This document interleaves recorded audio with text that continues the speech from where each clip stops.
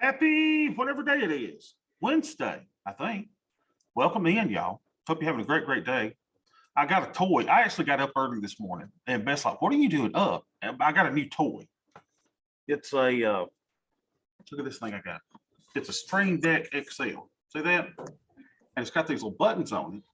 And it's kind of like, you hit these buttons and it does all this stuff for you. So I hit a button and it opens all three of my spreadsheets that we use every day. Isn't that cool? And then it, it'll open Thinkorswim for me. It'll open Tasty's Trade. It does all that. And I think I can program my passwords and all that in there, which I probably don't need to, or my kids will be trading my account. But it's kind of cool, So I'm really excited to be using this. So is everybody seeing my screen? Everybody's okay? Good. All right. I apologize for being a little bit on the salty side yesterday. Kind of does that when people accuse me of violating copyrights, things of that nature. So it's okay. We're all good though. So good to see everybody and have you here. That going here.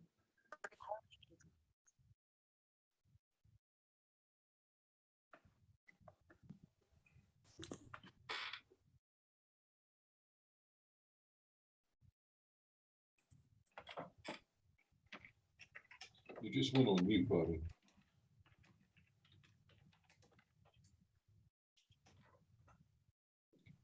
Still muted.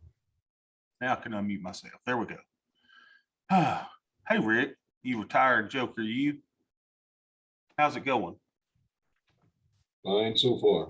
Can't wait to start the day. Oh, it's awesome, isn't it? It really is. Well, good. Well, let's look at the markets. Now I got to do a thing, my little thingamajig there. Here we go. Hold on a sec.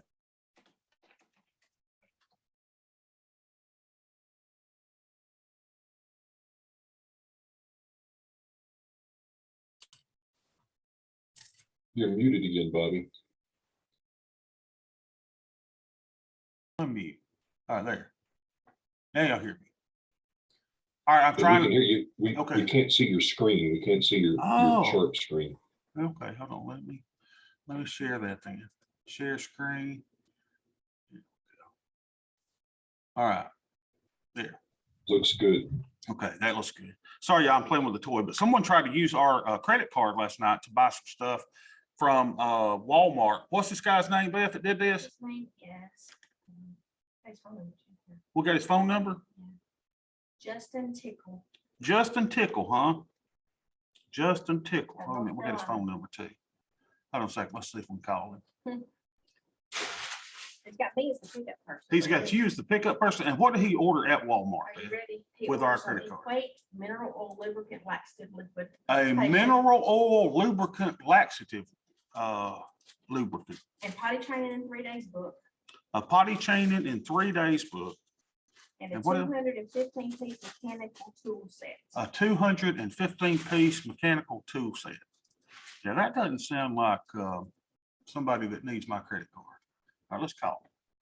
Oh, so let me I move ain't this gonna be over the right to- number. Maybe not about that number. Let's just give him a call. Let's try Google Voice here. Hold on, y'all. We'll get started. We got plenty of time. Don't you worry. This ought to be fun. All right, let's call. So what's his name again? This is Justin Tickle. Justin Tickle. All right, let's call him. All right, hold on a minute. Give me the phone number. It says 531. Hold on a second. 531. Let me get on here. 531. 531 again. Then 531 again. Yeah, no way this is the real number. 0485. 0485. And I can't remember his name. Justin Tickle. Tickle. Justin Tickle. Justin Tickle. Ah, it ain't gonna let me do it, Beth, for some reason. Huh? This is in Sanford, North Carolina. Sanford, North Carolina. Let me try it one more time. I can't stand people that steal credit cards and stuff. Yeah, that won't even let me call them. Unbelievable. What a dork is that? All right. Well, don't. Okay, y'all can see my screen. We're good now. Okay, so let's get started. Enough of the foolishness. All right. So the AD is at 114. So kind of blah, right? The market is down blah 3.75%. We see the AD has been making lows all day. That's the little red dots. And then all of a sudden we're going back up just a little bit. And looks like we're in the 15-minute chop. We are back at the cash open. We've got VWAP below us. We've got the hourly mid band below us. And this was the 15-minute range. Looks like this little pivot point was resistance. What else we got up here? Got an overnight high as resistance above us. Anything else? No. Let's see what's down to catch the falling knife. We got the overnight low. So really, we're just kind of positioned right in the middle. So it's kind of a nothing kind of day. It's like we're waiting on something. We're waiting on a new variant of the Omicron, Delta, whatever, to kill us all. So here we go. And then my darn cat is on my computer. Get off, boy. You're going to knock my stuff off. Stupid cat. So the Nasdaq is down 0.5%, down 83. Well, what are we doing in the Nasdaq? How dumb are we? But it's not as low as it once was. And it's kind of cool being this early. Look, we see the volume started out really heavy. That's where the amateurs trade. And then the professionals start coming in. Leave my cat alone, darn it. All right, so let's look at our, if you unplug my computer, Beth, will you get this cat? He's behind my computer. I'm afraid he's gonna unplug everything. All right, so here we go. Let's see our E-minis and our volume profile. Well, look at here. It does what it does. It goes up to the top of the range and then it comes back to where? The point of control. There's no surprise here. I mean, you can just see exactly what's going to happen. So what do we expect? We expect the price to hang out here, and it very well may go to the 50% line here and try to fill in some of these gaps. So we're kind of neutral to slightly bearish. But as you look at it, it's a well-controlled market, well-controlled within the bounds of fair value range. Let's look at the Nasdaq, see what the Nasdaqians are doing today. All right. Well, look what happened. And I posted this yesterday. I mean, it's kind of cool, right? To see who would have ever thought that this green line that we drew on the second day or third day of the month would be a support line, a line of major support, but yet it is, right? And it's also in tandem with the value area low on volume profile. So this gives us a little bit of support here, along with the 200 part moving average on a 30-minute chart. This is not a 200 daily moving average. This is a 230-minute moving average. So providing a little bit of support right there. So we'll see if that continues to hold. We would expect probably a reversion back into the area here to fill some of these voids and maybe come back to that point of control. If it can't hold here, though, it will become overbought for the next fair value area below. So everything kind of looks good. No big deal. So let's go to our skew driver, see what the skew driver is doing today. So we can go to 2-4. We've got 30 days exactly. And how come you aren't here? We go 525. So 520 is about 44. So it's just kind of hanging out at what Matt Jollywally calls the new normal. So it's about the same thing as it was yesterday. So we will make a note of that. It's one. Did I not save it from yesterday? Huh. Let me drag those down to keep our little average bands going. Beth, when you get this cat, it's squeaking its tail all over the place. Unbelievable. Let's see where our little graph is on our volume profile. See, here it is. And this, as Matt calls the new normal, has been right around in this area over a longer period of time. The normal is between 25 and 35. That's kind of what we expect. So this is not indicating that there's any big moves coming. Where this works best is when you get to extremes, right? When this thing gets way up here, that's a really good indicator that the market's going to go up. If it gets way down here, that's a big indication that we may have a major drop in the market. So it's just kind of hanging out. So we're not really able to glean much information from the skew driver, other than it's kind of constant from what it was for the last couple of days. Let's save that, get out of that. And let's go see next if we have any triggers on our little thing. I like when NQs go down, or when the Nasdaq goes down, our TQs are going down. So here we have no signals to take. We took our signal yesterday after y'all left, and I bought some TMF. Let's see what the activity told me to do yesterday. Yeah. So TMF was down yesterday, and the algo said, hey, Bob, why don't you go in and buy 7 shares? And that's what I did. So I bought my 7 shares. So there's nothing to do today. So I can close this one. Don't need it anymore. And let's open the other one for the main account and see if we got any triggers here. I said, let's open the other one. I gotta wait for that one close. Here we go. AIM Empire. We're building an empire, y'all. And the cool thing is when the price goes down, it really doesn't bother us. Now our net lick is going to be down, but remember, we want it to go down some. We want this to go down. Why? So that we can accumulate additional shares for when it does go back up. What if it never goes back up, Bobby? Well, we've got bigger problems than trading, right? We'll be in a bunker mentality, and we'll all have our Smith and Wessons and our crackers and Campbell's soup. So I'm waiting for this, see if I've got any trigger at all. I'm sure I don't, since I took care of everything yesterday. So remember, I started out with 70% TQU. So now I've got 69% TQU. I started out with 20% TMF, and now I've got 19% TMF. Yesterday, I got a signal. The algo said, hey, Bob, buy 9 shares of TMF because it's 25.40.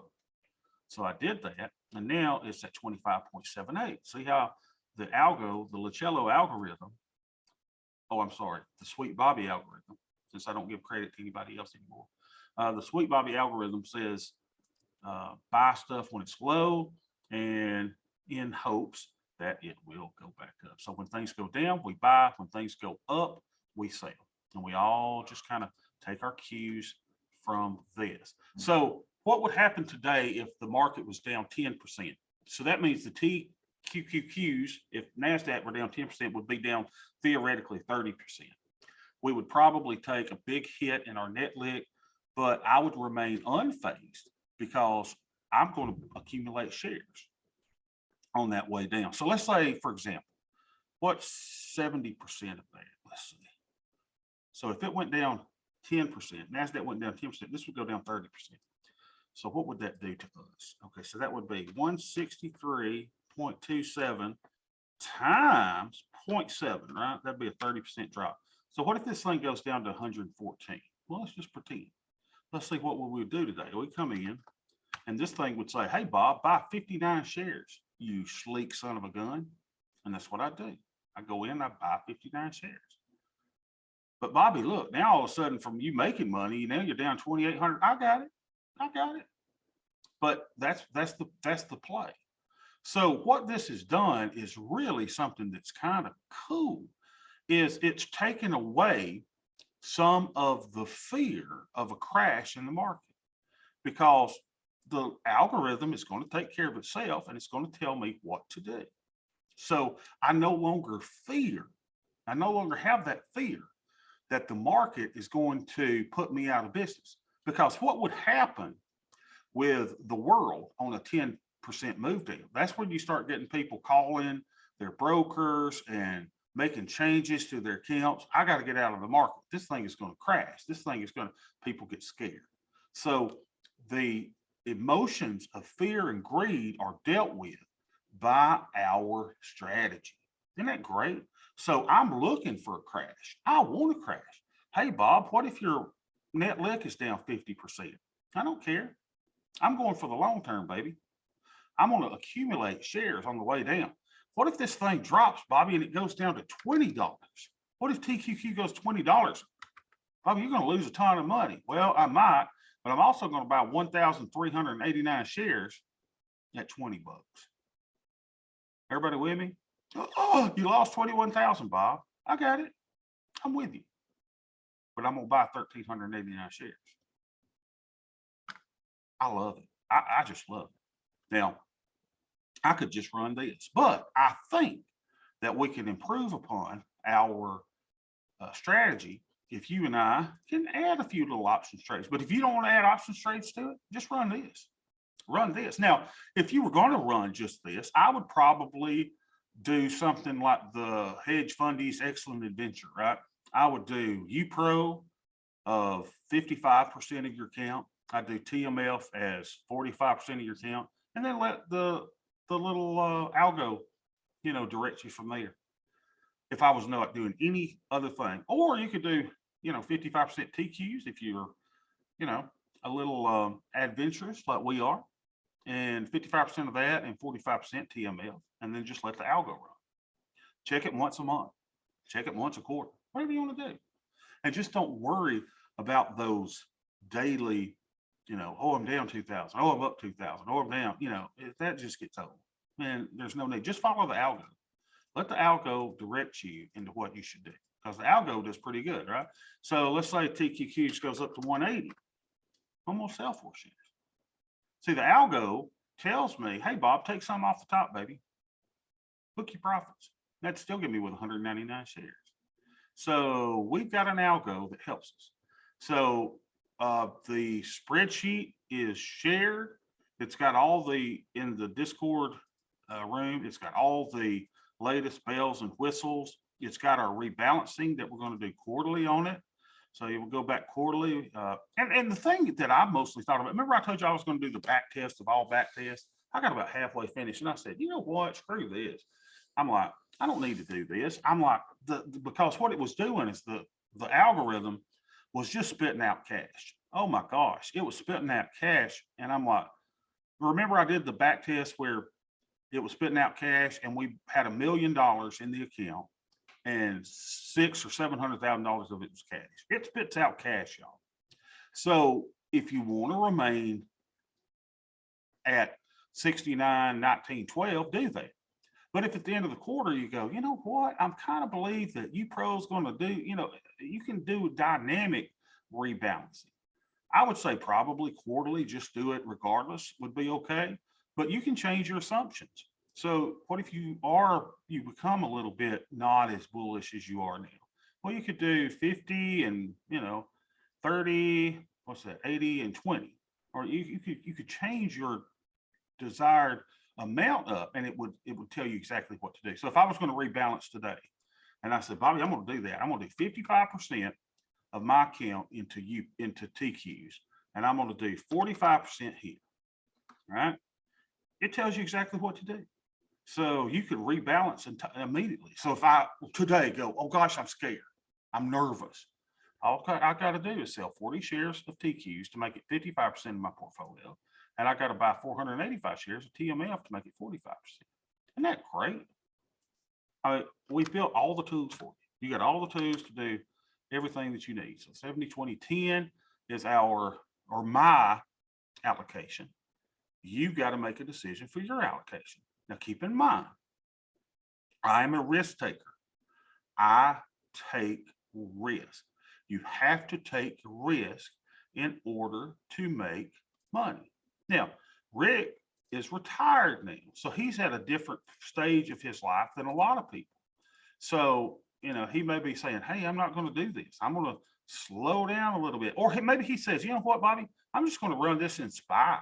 I'm not even going to do the TQs. I'm going to run this in QQQ.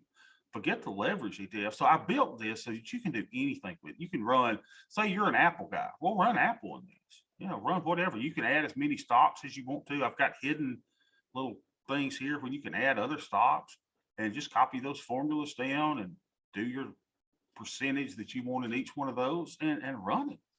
So you can do whatever you want to. You can be as conservative or aggressive as you are. And I don't want anyone just blindly following me. Don't blindly follow me, because I'm telling you, I'm a risk taker.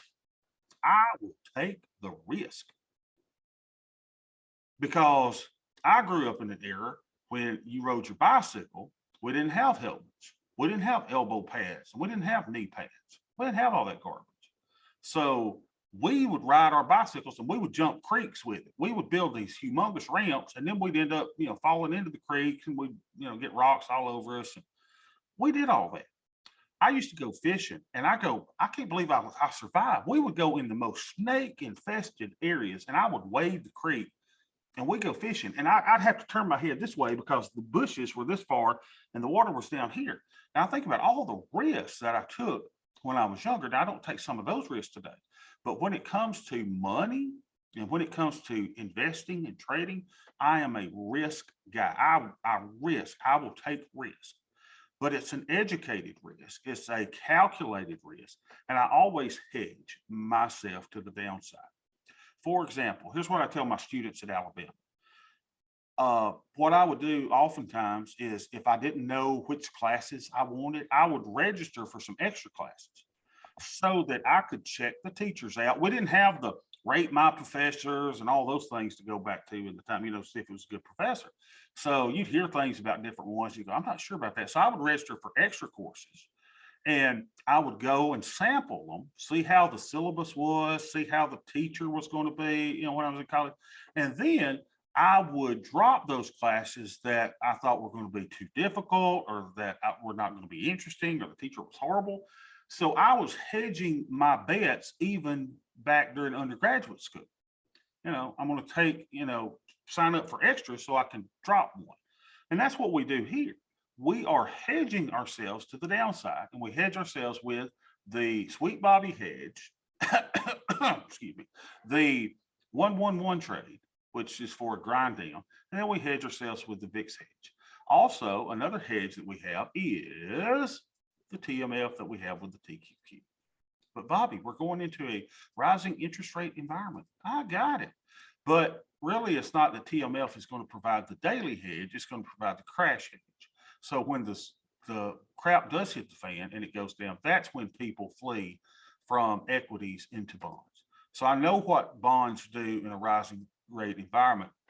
Rates go up. What happens to bonds? Bonds go down. I understand that as a daily, grind toward thing that bonds may go down in a rising interest rate environment. I'm not talking about that. I'm talking that TMF is in the account for the day when the market is down 20% and everybody's flipping out and trying to go to safety.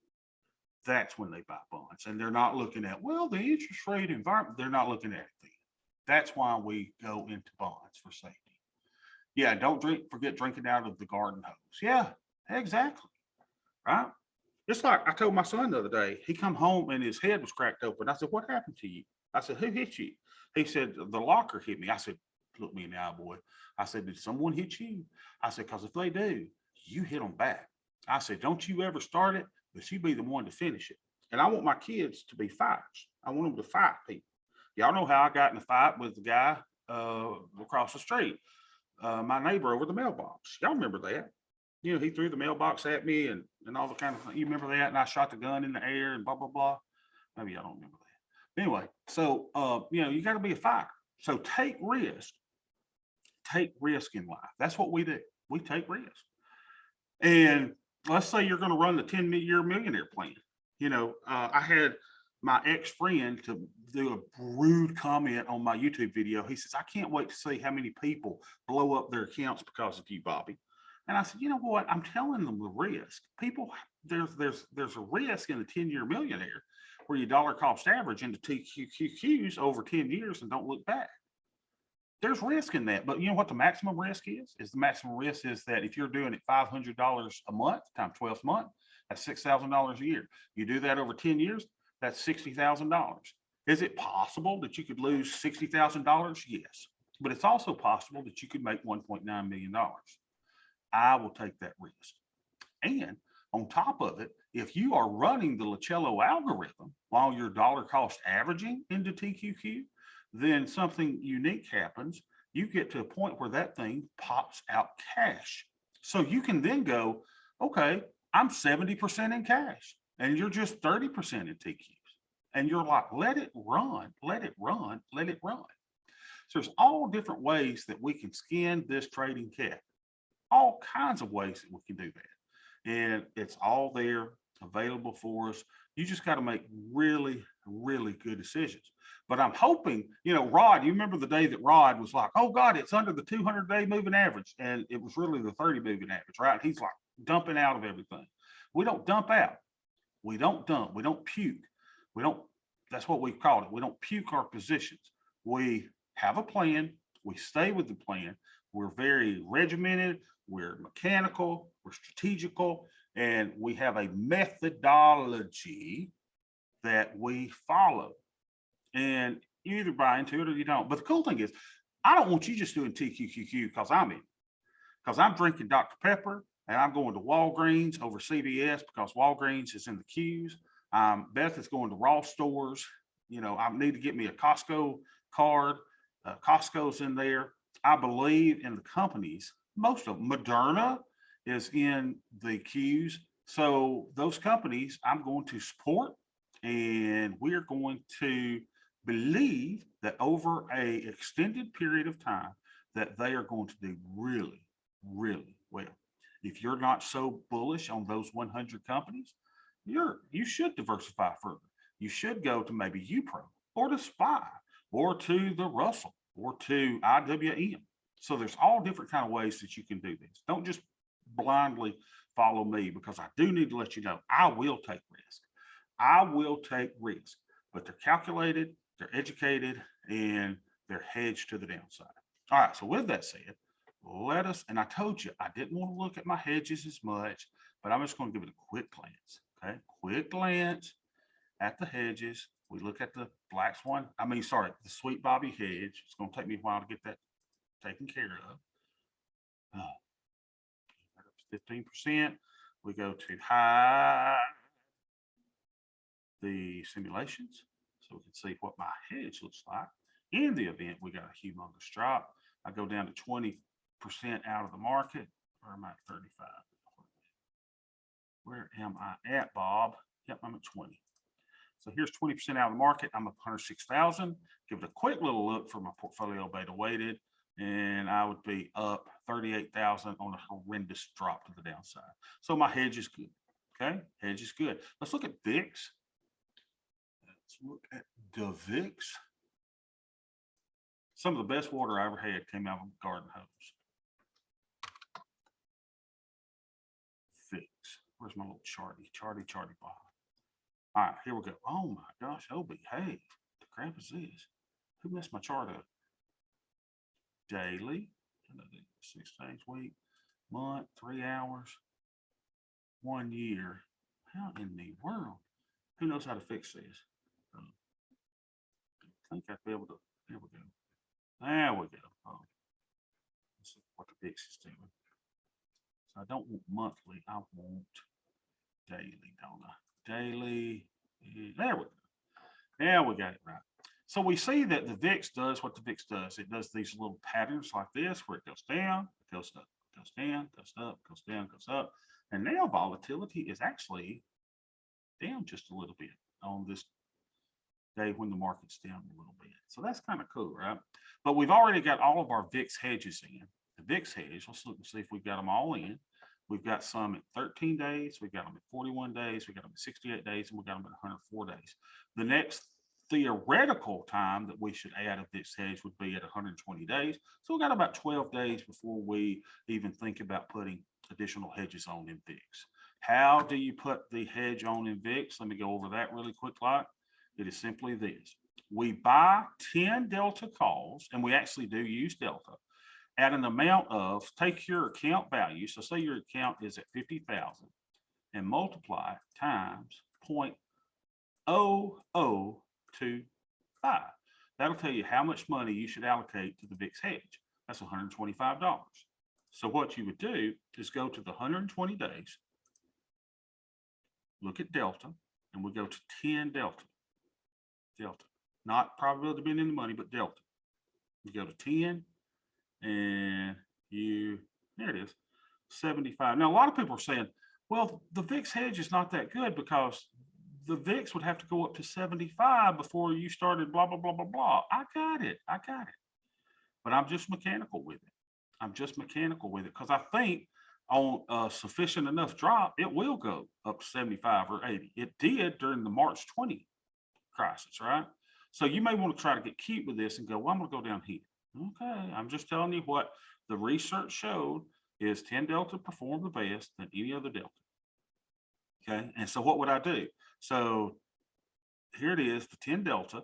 So I could buy 2 of these, for $140. That's what I do. I'd buy 2 VIX calls and then be done with it. All right, so that's the VIX hedge that we use. So the other thing that we use is the 111.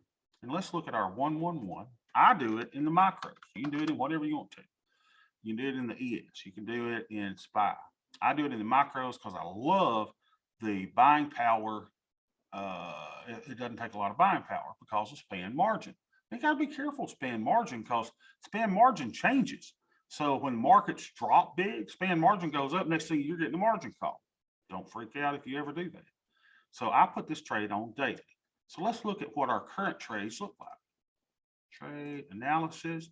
And then we see this beautiful, beautiful little hedge to the downside that looks something like this. You see all of these trades that I got on. So here's where the market is. I make money if the market goes up. I make money, you see the green, if the market goes down. I really start making some pretty doggone good money if the market goes way down. So up here, you know, at expiration, it'd say $6,379. Well, okay, but I will be losing, you know, probably $6,000 on my TQQ if they go down suddenly at the same time. So this kind of offsets any losses that I would have, hopefully, in my TQQ position. Bobby, why aren't you doing this trade in the micro Nasdaq? That's a big question. I probably should figure out how to do it since it is more closely aligned to the TQQ. But I think the correlation between the two is close enough that I think I'm getting adequate protection by doing this in the micro units. Right? So then you look over here and you go, oh, Bob, it looks bad over here, though. Look, you get way down here. What happens when you get right here? Because you got a lot of losses coming here. So the market is currently at 47.81. We got to get down to 4,000 before I start losing money. I mean, that's a 780 point drop. Is it possible? Well, it's possible, certainly. But if that were the case, what would then happen? Well, that's where we have the black swan hedge that starts to lift up the losses that I would incur on this trade. So everybody follows along. Let me draw that.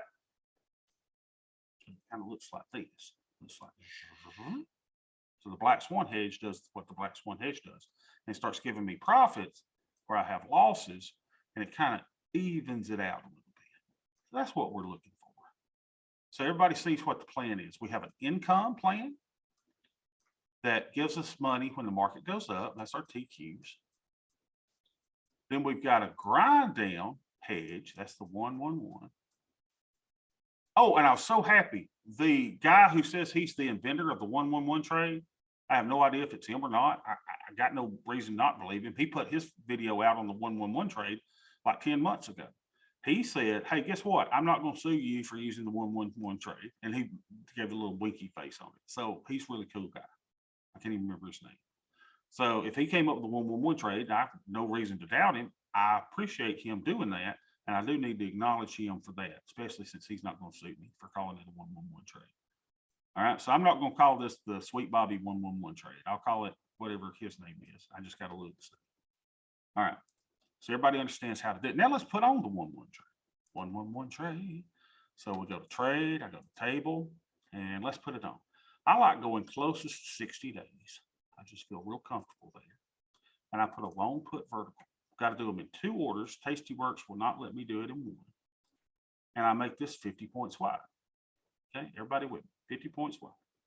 And it's a put debit spread. So this is a bearish trade. Right? This is a bearish trade. And the current price of that is going to cost me $15. So I don't want to pay $15 for it. I want to pay $10. So I'm going to move this little booger down a little bit until this becomes $9.75. Why $9.75? Because we have found that we have to bump it up a quarter just to get it filled. So there's $9.25. Leave that down because it gets stuck. I hope the developers at Tastyworks are taking notice that we need to fix it so it doesn't get stuck. $10.25.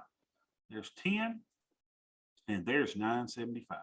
So we're selling one where we've already sold 1 or 2, and we're buying one where we've already bought 2. That's fine with me. So let's fill that. $10. Shawanky does not have sufficient buying power available for this order. What the heck? Yes, yes, we do. Why is it not letting me do the order? Okay, does not have sufficient buying power. Margin check failed. All right, something is up with Tasty Works. I'll have to call them and figure that out because that is not the case. We've got plenty of buying power. I don't know why it would say that we don't otherwise. Anyone see that? Let's see that. All right, hold on a second. Let me edit the order so I can at least do it in my other account. Let's see, 975 doesn't have the buying power.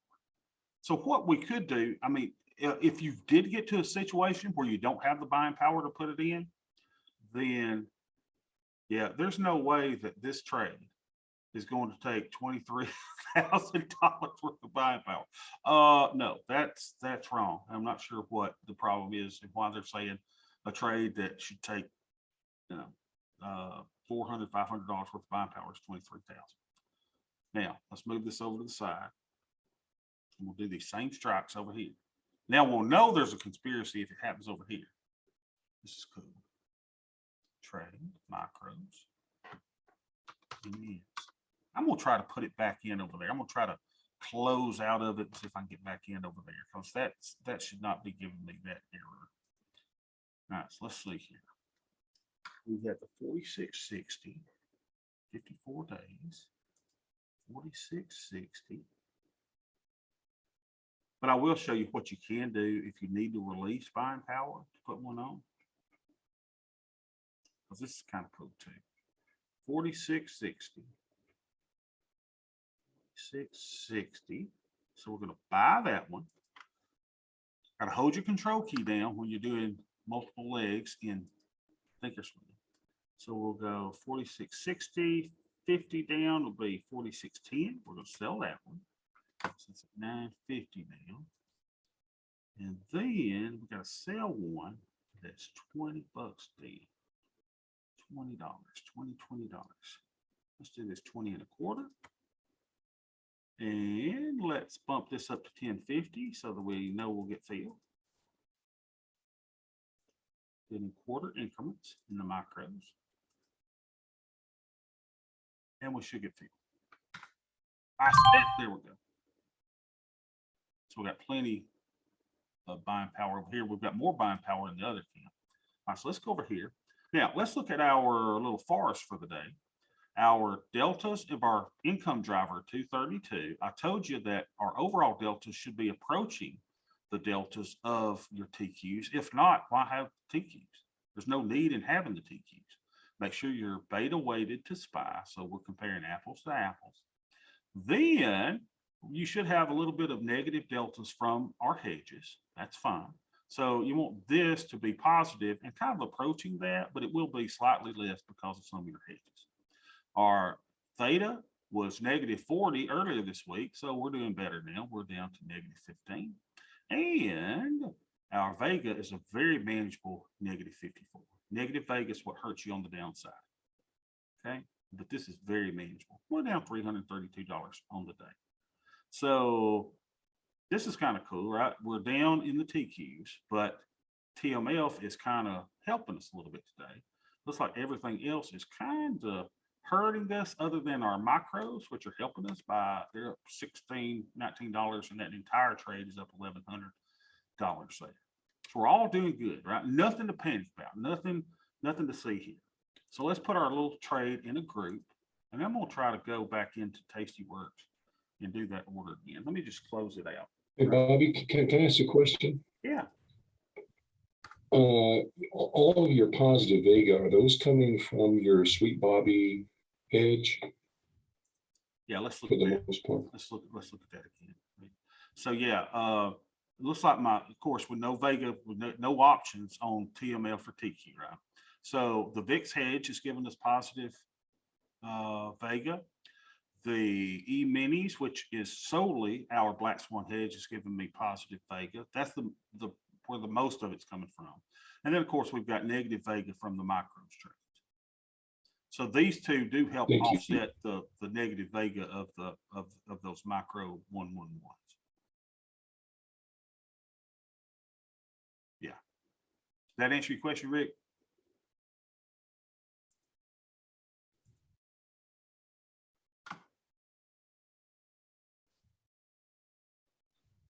so let's put these into a little group. Gosh, I need to write this down. I keep telling y'all I need to do this. Where am I? What my last one was what? 111, 55th or so, 54th, 55th, 53rd, 51st, 54th. Bob, you need to keep up with this, buddy. So let's do, there's 52nd, there's 54th. So I think this is going to be the 55th. No, it's going to be the 56th. All right, so let's do that. 11156. Just right click on this, move to group. Show up on my thing. So make the smaller so we can do this.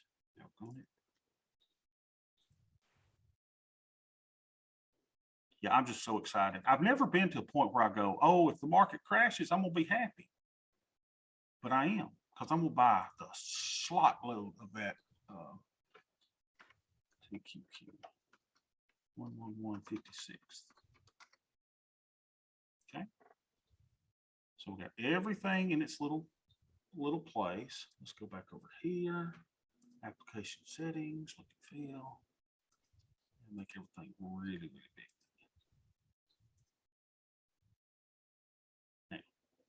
Now, if you still are on the sidelines and you hadn't done the tqqq or whatever, and you're waiting for the big drop to come to go, hey, this is the day I'm getting in, that is fine. That is great. Absolutely. You know, if you're waiting on that, that's fine too. I got no problems with that. I was just one that says, you know, you hear this little expression, time in the market is greater than timing the market. So I was like, hey, let's just go in, baby. Let's just do this. And so far, it's fine, right? Our P&L year to date is not good on the TQs. We're down $1,000. But the overall positions that we have open, they're up $5,400. So we're doing good. And how much have we made on this thing altogether? $6,875. So we're good. All right, we're good. No worries. All right, let me open Tastyworks back up. Let me see if my little button will work. All right, I got this button on this little stream deck. It should open it. Let's see if it opens. This thing. Best like, why don't you buy that thing? You don't need that thing. And she's like, you know, there was one cheaper than that. And I thought, woman, leave me alone. Hold on, is she in here? Hey, Beth. She's not in here, so I can talk about it. You know, and I'm like, do I say anything when you go to Ross or when you go to Target? No, I don't. So let me buy my stream deck. All right, let's log in here for a minute. Any questions about the 111 at all before we move on and see if we can do it back in the Tastyworks account? Any questions at all?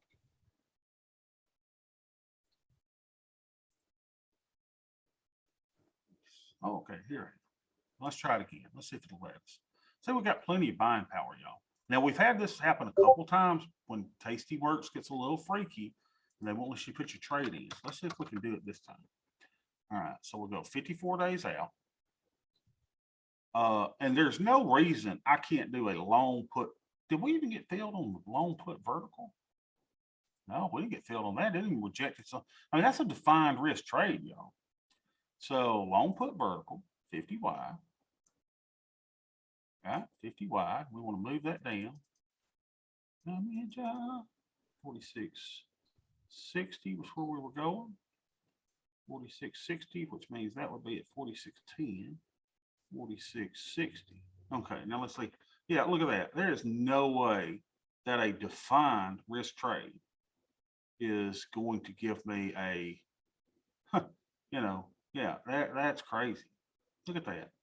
Buying power efficiency is going to cost a $23,000 debit. Unbelievable. Tastyworks. Come on, people. So I can't even place that trade until I get on the phone with them and get them to release the buying power. We got plenty of buying power. And that is a defined risk trade. That freaks me out. Let me try a different expiration. Let's see what they're doing here. Let's just go 44 days. I just want to see what's their problem. Yeah, look at there. Just for a, that's saying for a 10 widespread. Look at there. Buying power efficiency is still that 23,209.75 debit. That is not right. It's not right at all. All right. So I think that's all I had. I think, you know, the thing is the 111 trade. Great trade. It protects us to the downside. It protects us in a grind down. You know, I do them as often as I can do them. If you'll remember, we were only doing them on down days. You know, markets down, put it on, because it was more advantageous to sell that naked component of the 111 on a down day.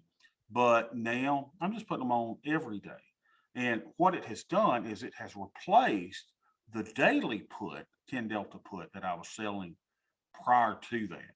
It's just the same thing. You're basically still selling a 10 delta put 60 days out, but you've got a kicker, and your kicker is you're buying a put debit spread. So it works out like this, and I think you'll find this is it. If you ever do need to release buying power, watch this. This is how you do it. So remember, let's keep up with our debits and our credits. I said let's keep up with our debt. Here we go. Let's keep up with our debits and credits on this little thing. So you're buying a $10 put debit spread, right? PDS. So that's money out, money gone. Okay, so money's out for that. You've spent $10. So y'all help me keep up with my debits and credits. But then you're bringing in $20 by selling the naked component, a naked put down at the bottom, right? So what's our debits and credits now? Okay, so our debits and credits is we took in a $10 credit. Okay, now watch this. So once this, the naked component, gets to $10, you can close it for $10, right? So once this decays, the naked component can pay, then you can buy $10. So we got $10 credit coming into it. So you can buy that back. So that's cash out of $10 to close that naked component, right? Let's close that. So what are you left with? You're left with a free put debit spread.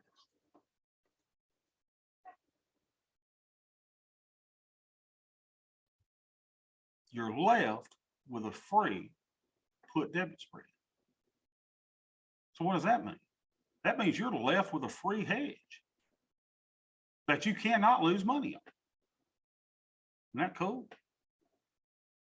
So that's the awesome power of doing the 111. So what you would do is you would say, oh, I see that, Bobby, that makes sense. So see, I've got some here that are 16 days to expiration. Let's just look at those. Let's look at mine that I got way down at the bottom.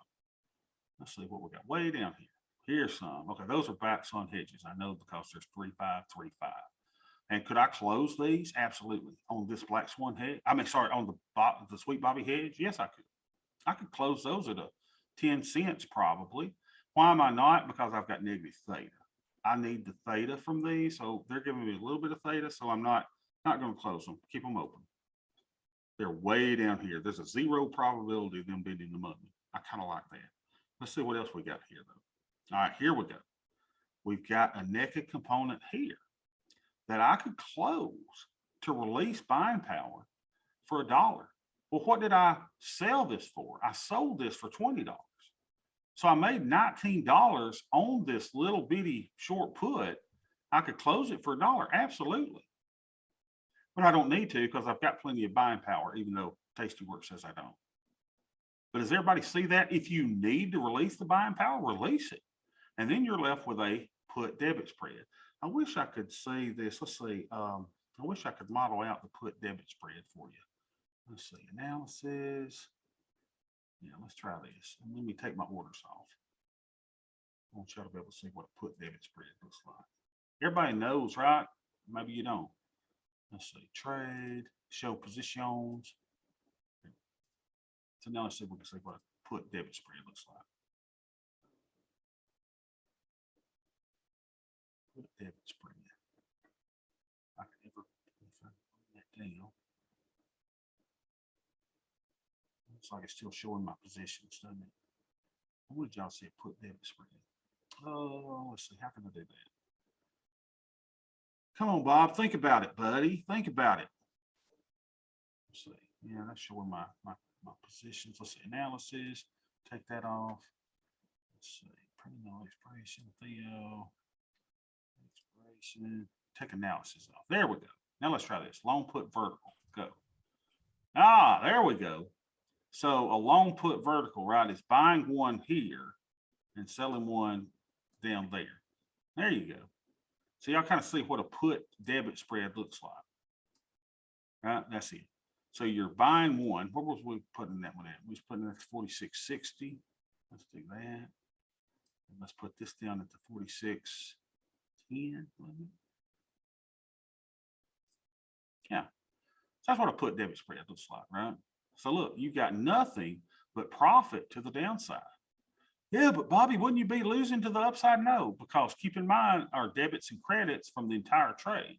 So we made profits on the naked component, which means that even if we go up here and lose on this, we've already made on the other.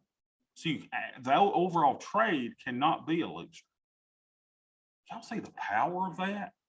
Gosh, when you go, Bobby, that makes sense. Wait a minute, I'm putting a risk on, but I can take that risk off as soon as I make 50% on it and have on a free trade. Yes, yes, yes, yes. And then you got to ask yourself, okay, well, wait a minute, Bob, do I need to take that off? And then I would say, look at your theta. Look at your theta. A lot of people don't know this. People erroneously say, I need all the theta I can get. That is not true. Theta is the time decay that you're getting in your options, right? It's the money that comes into your account theoretically every day. But theta is also a measure of risk. The more theta that you have, the greater the risk that you have on your account. So people that say, I don't care, I want all the theta I can get. No, you don't. No, you don't. You get too much theta, it's risk. In this account, our income driver is not theta. Our income driver is the underlying core position that we have, our tqqs. But we don't want theta to be a drag. So when I'm looking at should I close something, I go, well, I got negative theta. This is a measure of risk. My risk on theta is not too great. So I'm going to leave those naked components of my 111 in place because I'm not taking on too much risk. And I know that because my theta is negative. So when y'all start putting all of this together, you got a really great and comprehensive plan.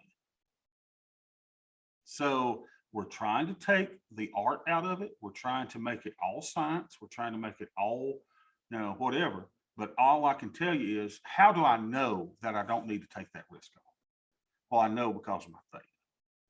Now, if my theta was 70, I would go, you know what? I may take some of those risks off because theta is not my main income driver in this account. My main income driver is the underlying core of tqqq.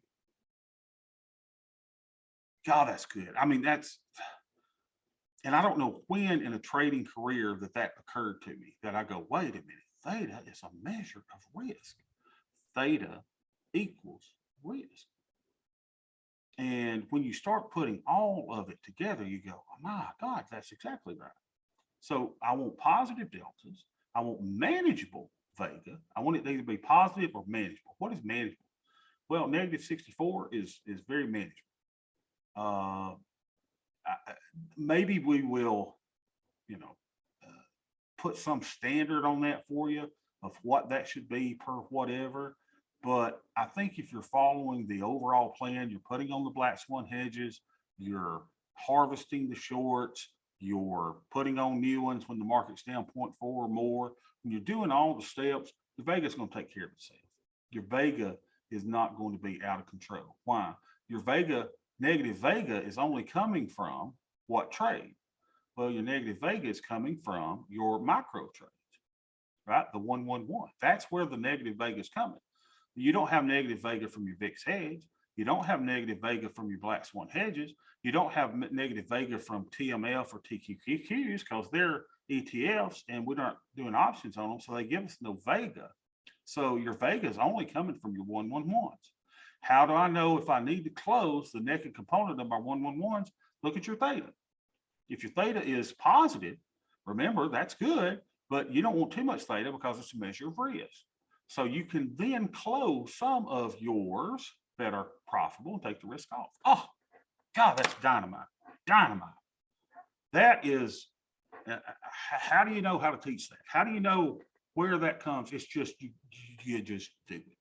It's just you and I get in here every day and we just grind, we figure these things out. So any questions on that? I think that's a great, great lesson for the day. Theta is risk. How do I know I want to take risk off? Look at your theta. Theta is not our income driver in this. I just don't want it to be too negative. I don't want it to be a draw down daily on my account. So it's -1. That's fine. No fine. Do I want it to go any more negative? No. What would make it negative? Closing a naked component of the 111 would make my theta go down. When y'all get all of that buzzing in your head, you are there. Great session today. Let's see, what are y'all saying? Oh, okay, good. Thanks, Enrico. Y'all have a wonderful day, and I will see y'all tomorrow.